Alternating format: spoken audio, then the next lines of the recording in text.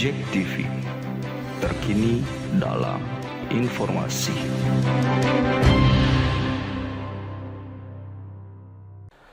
Bismillahirrahmanirrahim. Assalamualaikum warahmatullahi wabarakatuh. Kembali lagi kepada saya Zeki Alatas. Para sahabat Jack TV, saya akan bacakan berita viral dari Nusa Viral, jujur dan terpercaya. GNPK temukan persekongkolan dalam alokasi lahan bandara. Minta KPK segera periksa Kepala BP Batam dan 4 perusahaan penerima lokasi. Batam, 19 Juli 2023. Gerakan Nasional Pemberantasan Korupsi GNPK Kepulauan Riau menemukan indikasi persekongkolan atau konspirasi dalam pengalokasian 165 hektar di kawasan keselamatan operasi penerbangan atau KKOP Bandara Hang Nadiem Batam. GNPK telah melaporkan indikasi korupsi dan persekongkolan itu ke KPK pada tanggal 8 Februari 2023 dan besok tanggal 20 bulan 7 2023 GNPK Kepri akan menyampaikan bukti tambahan ke Komisi Anti Rasuah itu. Kami telah menemukan sejumlah bukti tambahan adanya konspirasi dan indikasi korupsi dalam pengalokasian tanah kawasan KKOP Bandara Hang Nadiem.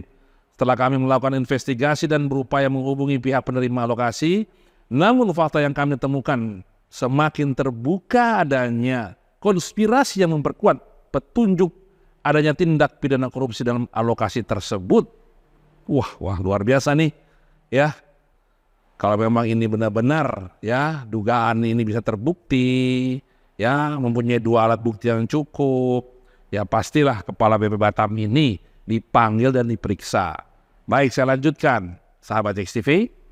4 penerima alokasi dari 6 perusahaan, kata Agus Fajri, ditemukan didirikan pada hari yang sama, yakni pada tanggal 20 September 2019. Semua bidang usaha dari perusahaan penerima alokasi tanah merupakan perusahaan berbentuk perseroan terbatas atau PT dengan tujuan pengembangan properti atau real estate. Sedangkan bidang usaha dari 4 perusahaan itu adalah konstruksi, bangunan, dan konstruksi hunian atau perumahan. Dengan fakta ini kami menemukan adanya persekongkolan antara para pengusaha properti dengan BP Batam untuk mendirikan perusahaan serentak pada tanggal 20 September 2019, yakni 6 hari sebelum Wali Kota Batam Muhammad Rudi dilantik sebagai ex officio Kepala BP Batam pada hari Jumat 27 September 2019. Kemudian para pengusaha properti itu mengajukan permohonan pada kurun waktu akhir 2020 hingga tahun 2021 yang kemudian secara berkala BP Batam menerbitkan izin prinsip pada akhir tahun 2021 hingga awal tahun 2022 serta penetapan lokasi diterbitkan pada awal tahun hingga pertengahan tahun 2022, terang Agus Fajri. Baik, saya lanjutkan, sahabat XTV. Fenomena pendirian perusahaan pada hari yang sama, kata Agus Fajri, merupakan sebuah rangkaian pengaturan waktu yang sangat cerdas untuk mengelabui penegak hukum. Dugaan kami para pengusaha dan oknum pimpinan BP Batam berupaya mengatur agar seolah-olah pendirian perusahaan tersebut tidak dimaksud untuk menggarap lahan bandara.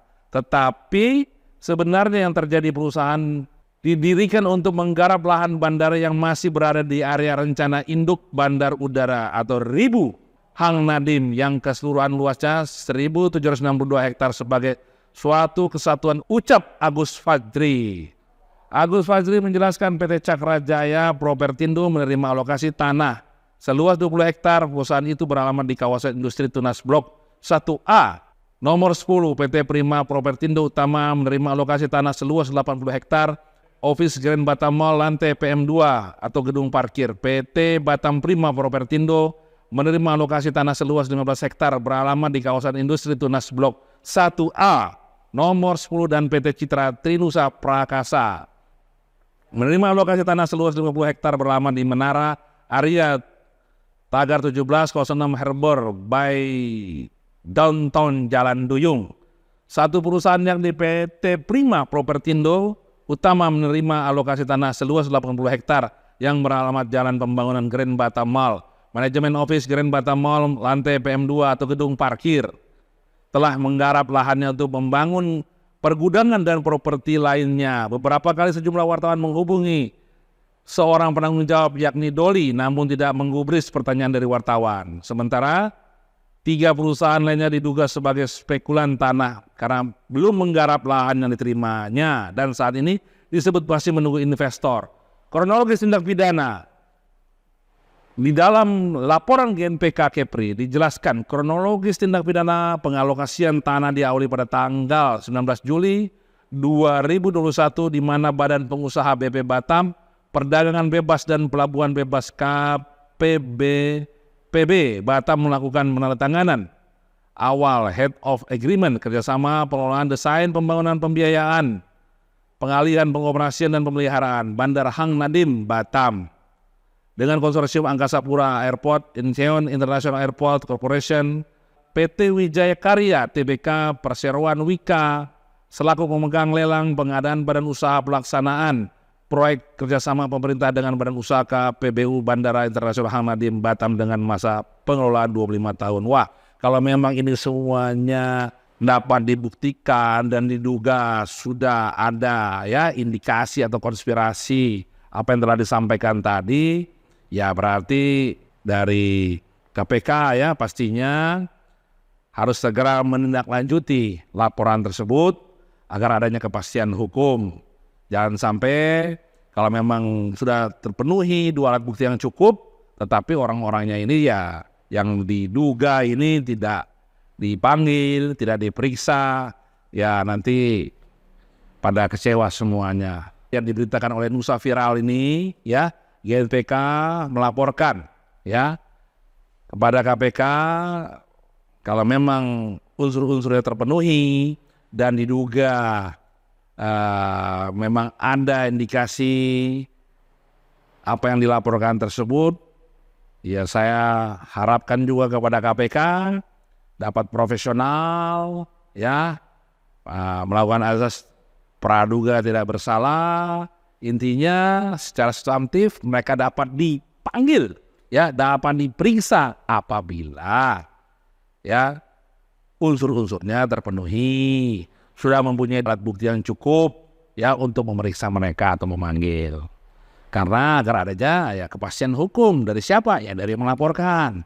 Harus seperti itu. Ya saya yakin juga KPK pastinya profesional ya, dan juga kalau ada ya yang menonton video ini dan juga pernah kasusnya sama, mungkin ya ada berperkara dengan pemerintah daerah di sana atau pastinya dengan BP Batam ya, mungkin permasalahan lahan maupun juga hak-haknya terzolimi, dapat menghubungi nomor telepon yang ada di bawah sini untuk berkonsultasi kepada saya maupun bisa mewawancarai atau Anda dapat memberikan masukan-masukan dan sebagai narasumber daripada program-program JEX TV ke depannya, terutama khususnya yang ada di wilayah Batam.